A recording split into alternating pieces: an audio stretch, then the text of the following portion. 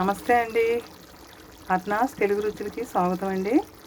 ఈరోజు నేను చికెను కూర వండానండి.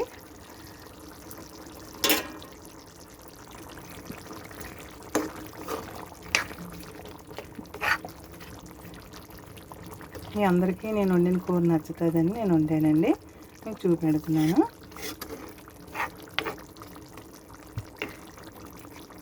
ఏమేమి వేసానో చెప్తానండి.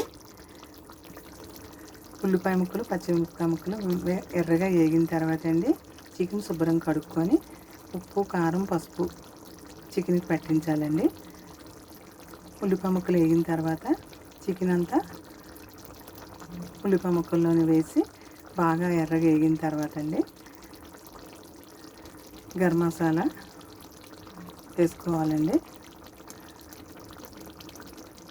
లవంగ, యాలక్కాయ, ధనియాలు, గసగసాలు, అల్లం వెల్లుల్లి, చిన్న కొబ్బరి అండి మసాలా వేసుకోవాలండి.